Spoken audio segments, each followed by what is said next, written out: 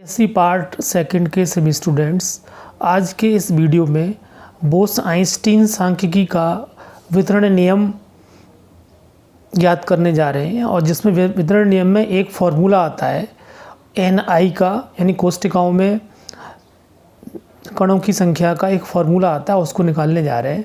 सबसे पहले एक एग्जाम्पल के तौर पर मैं ये समझाना चाहता हूँ कि माना अपने पास दो कोष्ठिकाएँ हैं, दो सेल्स हैं I व J, दो अपने मकान हैं। अभी हम मान के चलेंगे कि आपके पास दो मकान हैं, ठीक है, और आपके पास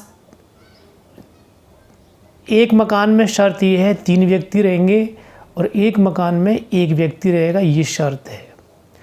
और प्रत्येक मकान में, जो दो मकान आपके हैं, उन मकानों में, मकान मतलब पूरा हाउस, उस हाउस में दो हाउस हैं आपके पास, और दो हाउस में माना आपके 4-4 कमरों वाले दो हाउस हैं। आप देख पा रहे हैं इसमें, ये आपके पास एक हाउस ये वाला है I, इसमें 1 2 3 4 कमरे हैं, रूम्स हैं। और दूसरा आपके पास जो हाउस है उसमें भी सेम हाउस है, उसमें भी कितने कमरे हैं, 1 2 3 4। यानी कहने का मतलब क्या हुआ कि आपके पास जो कक्ष की संख्या है वो GI जिसको कहते हैं वो 4 है। 4 कमरे माने 1 2 3 4, स्मॉल g का मान 4 है, ध्यान रखेंगे सभी, ठीक है। अब आपके पास एक यानी एक मकान तो ये हो गया और एक मकान आपके पास ये हो गया। इन मकानों में 4-4 कमरे हैं और 3 व्यक्ति इस वाले I मकान में रहेंगे यहाँ पर। और ये अब अपने को ये व्यवस्था करनी है, ये देखना है कि एक मकान में 3 व्यक्ति जिसमें कि 4 कमरे वाला है, और दूसरे मकान वो भी 4 कमरों वाला है, उसमें एक व्यक्ति है, ये वाला एक व्यक्ति ये वाला है। और इस कमरे में, इस मकान में 4 कमरों में 3 व्यक्ति कैसे रहेंगे, इसको देखने जा रहे हैं।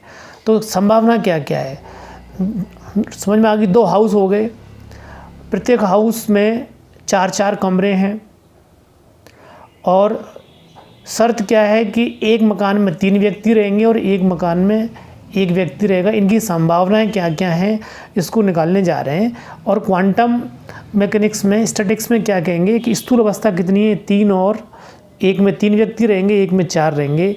अगर आप मैक्सवेल सांख्यिकी के अनुसार देखेंगे इसमें, तो आप ये पाएंगे कि अगर आपने देखा होगा कि n का मान 3, जैसे A B C एक में थे और D एक में था, तो उसकी 4 संभावनाएं आई थी, W बराबर 4 था। यानी इस स्थूल अवस्था के संगत आपके पास 4 सूक्ष्म अवस्थाएं आपको प्राप्त हुई थी, W बराबर 4 आया था।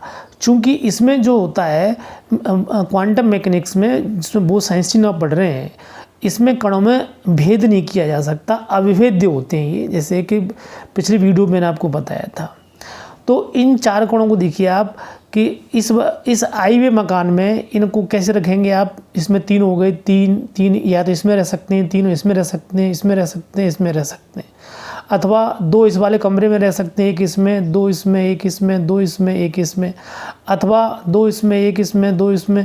यानी ये जो संभावना देख रहे हैं आप पूरे यहाँ तक, ये एक मकान में 3 व्यक्ति 4 कमरों में कैसे रह सकते हैं, ये तरीके हैं, ठीक है। इनकी संख्या कितनी होगी जरा आप गिनेंगे, इनकी संख्या आप गिन लें सभी की, ये 20 होती है।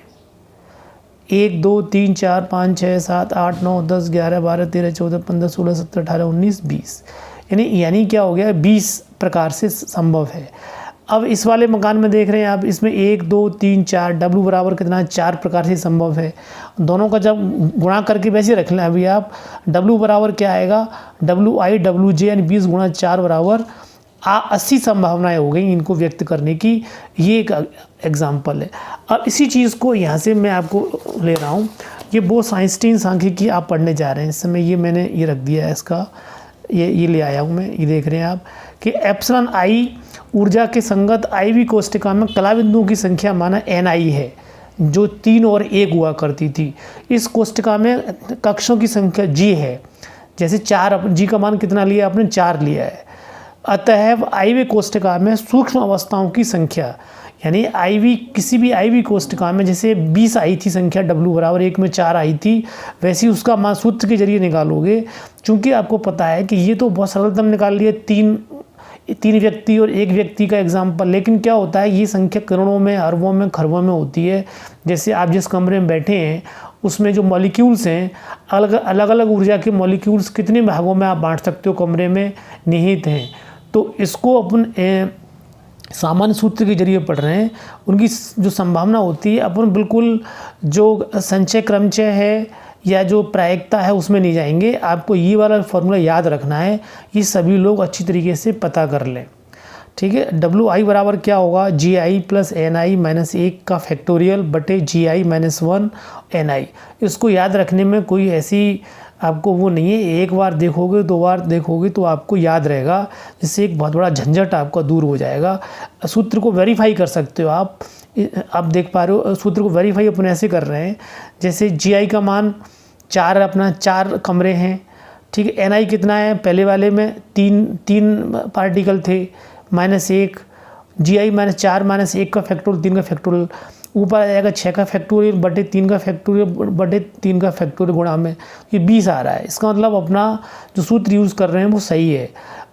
JV कोष्ठका में देखेंगे तो 4 अपने G का मान 4 कितने कमरे हैं, कक्ष हैं।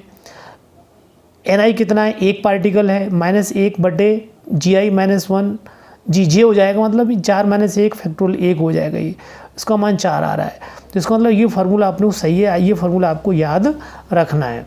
क्लियर। WI बराबर GI plus NI minus 1 factorial बटे factorial GI minus 1 dot NI। अब यहाँ से शुरू कर रहे हैं कहानी। W बराबर क्या होगा, जैसे आपने लिया है I कोष्ठका है, J कोष्ठका है। जैसे मैंने लिया था कि 2 मकान हैं, I मकान और J मकान, K मकान हो सकता है, बहुत सारे मकान हो सकते हैं गांव में। तो पूरे गांव में कैसे संभावना होगी उनको डिस्ट्रीब्यूट करने की, तो उस तरीके से पूरी चीज़ निकालेंगे। तो चूंकि जानते हैं प्रायिकता में हमेशा गुणा होता है कुल प्रायिकता निकालने में, तो सब कोष्ठिकाओं को सम्मिलित कर लें, कर सूक्ष्म अवस्थाओं की कुल संख्या, जैसे 20 एक आई थी, फिर 4 आई थी, फिर 80 हो गई थी, तो पाई माने गुणा का चिन्ह है WI। प्रायिकता में गुणा हमेशा किसी किया जाता है पाई से, पाई WI। तो पाई ये मान लिख दिया GI माइनस आ का, ये समीकरण नंबर 1 हो गया। अब यहाँ से पूरे गणितीय स्टेप जिनको आप समझते चलेंगे, इसका जब लॉग लेंगे तो LN बोलेंगे आप इसको, और पाई चूँकि जब आप ये लॉग लेंगे तो लॉग में क्या होता है, सभी गुणा किस में चेंज हो जाते हैं, प्लस में, उनका योग किस में चेंज हो जाएगा, समेसन में। समेसन लॉग ये मैंने आपको क्लास में भी जो क्लासिकल मैकेनिक्स है उसमें समझा चुका हूँ, क्लासिकल स्टैटिक्स में, मैक्सवेल स्टैटिक्स में समझा चुका हूँ, तो आपको याद होगा ये चीज़। पाई किस में चेंज हो जाता है, समेसन में। Log GI plus NI minus 1 minus log GI minus log NI, ये आपने लिख लिया। अब आपको पता है स्टर्लिंग का फार्मूला मैंने आपको बताया था, लॉग फैक्टोरियल x बराबर क्या होता है, x log x minus x। उसके जरिए आप इसको खोलने जा रहे हैं यहाँ पर। इसे खोलेंगे तो क्या आएगा, GI प्लस NI, इसे खोलेंगे। एक को आप भूल जाओ, एक गायब हो, एक यहाँ भी है, ये माइनस का एक यहाँ भी है, ये सब गायब हो जाएंगे। तो एक को तो आप भूल जाएं, फालतू में इसको गणना नहीं बढ़ाएं। तो ये क्या हो जाएगा, समेसन x log x, यानी GI plus NI log GI plus NI, ठीक है। और माइनस के साथ में क्या आएगा यहाँ पर, ये माइनस x भी आएगा, तो मैं इसको लिख नहीं रहा हूँ यहाँ पर, इसके साथ भी आएगा, मैंने ये इसके साथ भी आएगा लॉगन, तो वो सब कैंसिल हो जाएगा अगर आप रफ काम करके देखोगे। तो क्या बचा, GI plus NI log GI plus NI minus इसका क्या बचेगा, GI log GI, इसका क्या बचेगा, NI log NI। जो माइनस NI आएगा, यहाँ माइनस GI आएगा, वो GI प्लस NI, यहाँ GI प्लस NI आएगा, उससे कैंसिल हो जाएंगे, तो वो आप हटा दें उनको, उसको कोई ज़रूरत यहाँ पर नहीं है। अब आप क्या करेंगे, इसका अवकलन कर रहे हैं, इसका अवकलन करेंगे तो log LN करेंगे, समेसन लगाई हुआ है।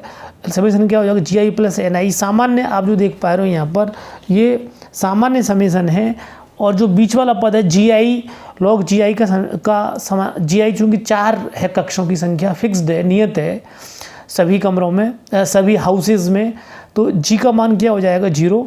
ये वेरिएबल नहीं है, स्थिर है। और ये बाकी आप देख रहे हो, ये NI, ये इसका कितना हो गया, ये हो गया। अब आप जो देख रहे हो यहाँ पर कि यहाँ पर जो देख रहे हो समेसन, ये पूरा आपने सॉल्व किया। यहाँ पर ये जी आई प्लस एन आई, ठीक है, 1/g, ये एन आई का डेल्टा एन आई हो गया, लॉग जी आई प्लस एन आई डेल्टा एन आई माइनस 0 एन आई 1/n आई और डेल्टा एन आई, यानी इसी वाले पद को मैंने दोबारा से यहाँ पर ये ऊपर वाला ऊपर लिख गया था, इसलिए यहाँ लिख दिया है ये। अब आप क्या करने जा रहे हैं यहाँ पर कि ये वाले पद से ये वाला पद कट गया, तो क्या बचा डेल्टा एन आई प्लस, इसमें देखें लॉग जी आई प्लस एन आई डेल्टा एन आई माइनस, यहाँ से एन आई से एन आई कट गया, क्या बचा, ये क्या बचा, बताओ क्या बचा, ये बचा लॉग एन आई और डेल्टा एन आई। क्लियर।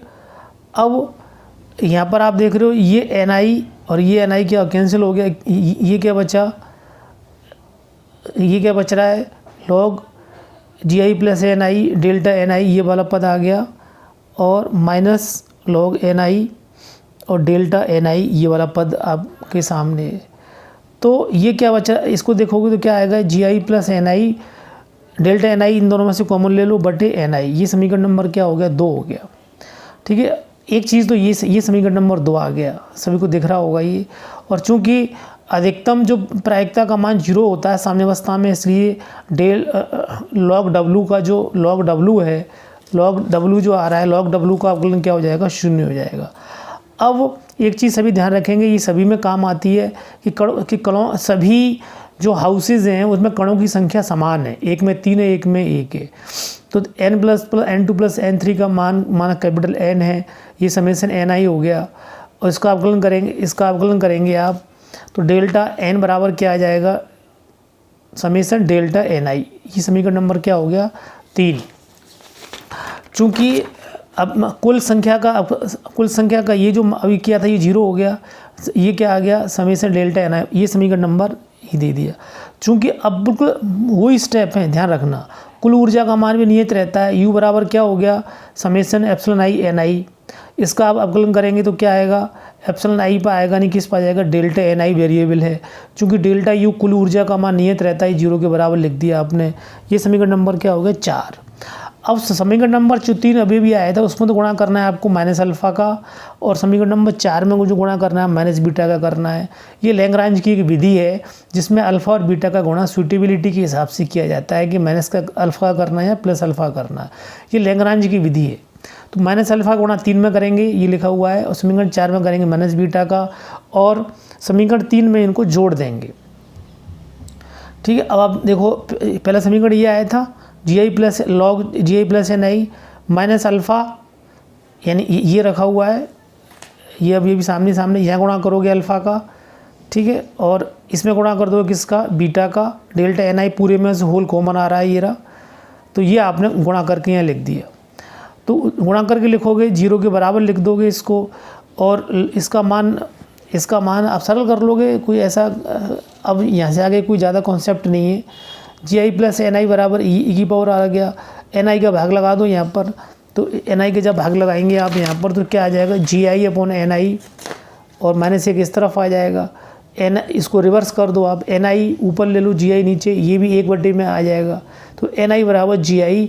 ये बोस-आइंस्टीन वितरण नियम कहलाता है, इस पर यहाँ तक आपको निकाल के आना है, ये हर साल लगभग आता रहता है। पिछली वीडियो में तो बोस-आइंस्टीन सांख्यिकी किसे कहते हैं